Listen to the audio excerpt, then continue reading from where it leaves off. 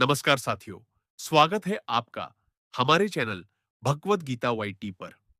आज हम श्रीमद् भगवत गीता के पहले अध्याय के 23वें श्लोक को बहुत ही सरल भाषा में समझने जा रहे हैं। यह श्लोक अर्जुन के मन की उस स्थिति को दर्शाता है जहां वह अपने अंदर के द्वंद्व से जूझ रहा है। युद्ध से पहले अर्जुन जिस मानसिक उलझन में है, वह हर इंसान की जिंदगी से जुड़ी हुई है। जब हम किसी कठिन निर्णय के सामने खड़े होते हैं, तो हमारे भीतर भी इसी तरह की भावनाएं जन्म लेती है। श्लोक है, योत्स्यमानान्वेक्ष्य हम या एतेत्र समाक्ता धार्त राष्ट्र से दुर्बुद्धिर्युद्ध प्रिय चिकीर्षव। इसका अर्थ है, अर्जुन भगवान श्री कृष्ण से कह रहे हैं कि मैं उन लोगों को देखना चाहता हूं जो इस युद्ध में भाग लेने के लिए यहां इकट्ठा हुए हैं, जो दुर्योधन की तरफ से लड़ना चाहते हैं और जिन्हें यह युद्ध अच्छा लग रहा है। यहां अर्जुन दुर्बुद्धि शब्द का प्रयोग करता है दुर्योधन के लिए। इसका अर्थ है जिसकी बुद्धि गलत दिशा में जा रही हो। यानी अर्जुन यह साफ महसूस कर रहा है कि यह युद्ध सही मार्ग पर नहीं है। यह लालच, मोह और अधर्म के कारण हो रहा है। यह अर्जुन दुर्बुद्धि शब्द का इस्तेमाल करता है दुर्योधन के लिए। दुर्बुद्धि का मतलब होता है जिसकी बुद्धि सही दिशा में नहीं जा रही, जो अच्छे बुरे का ठीक से फर्क नहीं कर पा रहा। अर्जुन को अब यह साफ समझ में आने लगा है कि यह युद्ध किसी धर्म या न्याय के लिए नहीं हो रहा है, बल्कि यह तो लालच, क्रोध, मोह और सत्ता की भूख के कारण हो रहा है। वह यह महसूस कर रहा है कि इस युद्ध का मूल कारण दुर्योधन की जिद, उसका अहंकार और उसकी लालसा है।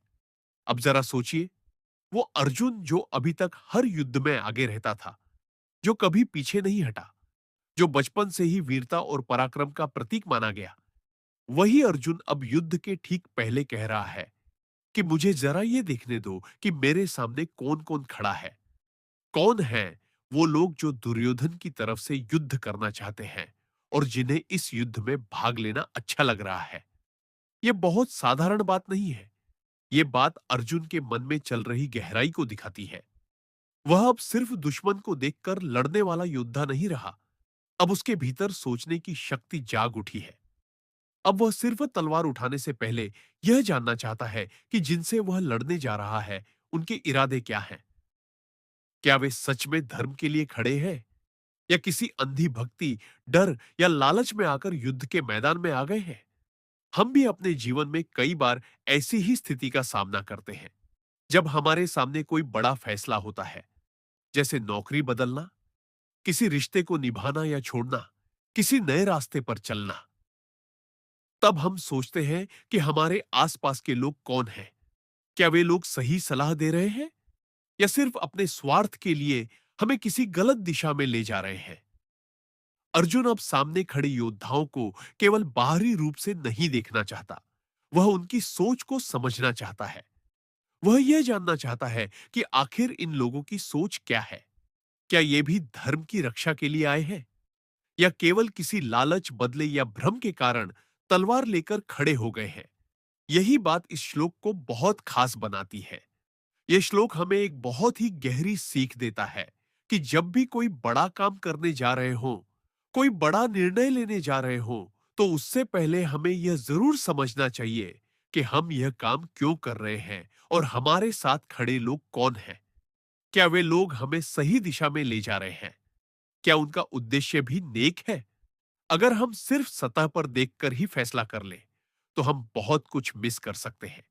लेकिन अगर हम किसी काम की गहराई, उसकी भावना और उसकी सच्चाई को समझकर निर्णय लें, तो हम एक बेहतर रास्ता चुन सकते हैं। अर्जुन की यह सोच आज के समय में भी बिल्कुल लागू होती है। जब हम किसी की बात मानते हैं, किसी की टीम में शामिल होते हैं या किसी मुहिम का हिस्सा बनते हैं, तो क्या हम सोचते हैं कि इस पूरी बात के पीछे असल मंशा क्या है? क्या वह रास्ता हमें सच्चाई की ओर ले जा रहा है या किसी और दिशा में? दुर्योधन इस श्लोक में उस व्यक्ति का प्रतीक है जो केवल अपने अहंकार और जिद के कारण लड़ाई चाहता है। उसके साथ खड़े लोग भी सोच समझकर नहीं, बल्कि भ्रम, डर या निजी स्वार्थ के कारण खड़े हैं। अर्जुन इन सबको गहराई से देखना चाहता है, पहचानना चाहता है, ताकि वह खुद तय कर सके कि उसे किन लोगों से, किन इरादों के खिलाफ युद्ध करना है। एक बहुत महत्वपूर्ण बात यहां और है। अर्जुन यहां डर की वजह से पीछे नहीं हट रहा। वह यह नहीं कह रहा कि मुझे डर लग रहा है या मैं हार जाऊंगा, बल्कि वह कह रहा है कि पहले मैं यह जान लूं कि जिनसे मैं युद्ध कर रहा हूं, उनके दिल में क्या है, उनका इरादा क्या है। क्या यह युद्ध सच में धर्म के लिए है या यह केवल एक पारिवारिक झगड़ा बन गया है जिसमें सभी भावनाओं और रिश्तों को भुलाकर तलवारें उठाई जा रही हैं। यह बात हमें भी खुद के जीवन में सोचने की प्रेरणा देती है। जब हम किसी काम के लिए तैयार होते हैं, जब हम किसी संघर्ष में उतरते हैं, तब हमें केवल बाहरी स्थिति नहीं, बल्कि उस काम की सच्चाई और भावना को भी समझना चाहिए। तभी हम उस काम को पूरी ईमानदारी और सच्चाई से कर पाएंगे। श्रीमद् भगवद गीता का यही सौंदर्य है। यह केवल उपदेश नहीं देती, यह हमें सोचने, समझने और खुद को जानने की प्रेरणा देती है। अर्जुन की तरह हमें भी अपने जीवन में बार बार यह सोचना चाहिए कि जो हम कर रहे हैं वह क्यों कर रहे हैं, उसके पीछे हमारी सोच क्या है और हमारे साथ खड़े लोगों का इरादा क्या है। इस श्लोक के माध्यम से भगवान श्री कृष्ण अर्जुन को पूरी तरह से बोलने देते हैं। वो उसकी सारी उलझनों को बाहर आने देते हैं, क्योंकि वह जानते हैं कि जब तक अर्जुन अपने मन का बोझ हल्का नहीं करेगा, तब तक वह सच्चे ज्ञान को समझ नहीं पाएगा।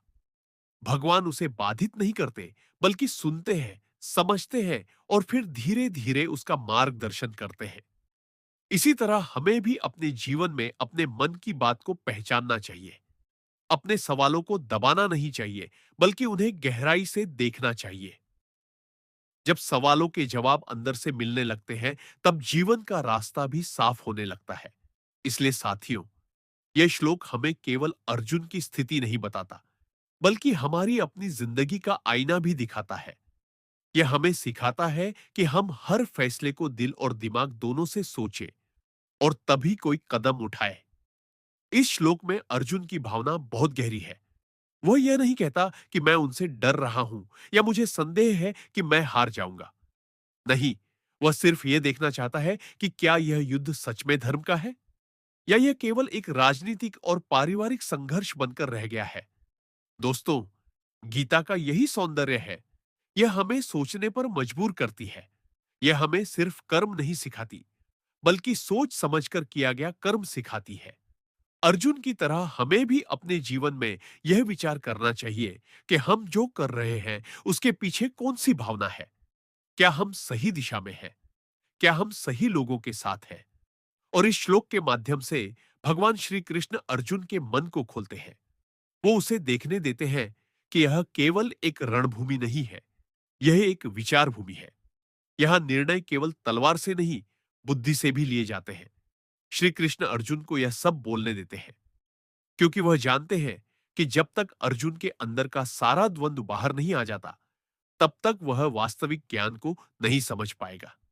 तो साथियों, इस श्लोक से हमें यह सीखने को मिलता है कि कोई भी निर्णय लेने से पहले, चाहे वह जीवन से जुड़ा हो या रिश्तों से, हमें उस स्थिति को गहराई से देखना चाहिए। केवल बाहर से नहीं, बल्कि अंदर से। केवल लोगों को नहीं, उनकी नीयत को समझना चाहिए और तभी हम सही रास्ते पर चल पाएंगे। अगर आपको यह वीडियो पसंद आया हो, तो कृपया इसे लाइक करें, शेयर करें और भागवत गीता वाईटी चैनल को सब्सक्राइब करना बिल्कुल ना भूलें। कमेंट में जरूर बताएं कि आपने इस श्लोक से क्या सीखा। और अगले वीडियो में हम जानेंगे अर्जुन के मन में उठने वाले और भी गहरे सवाल और भगवान श्री कृष्ण के उत्तर। आपका बहुत बहुत धन्यवाद।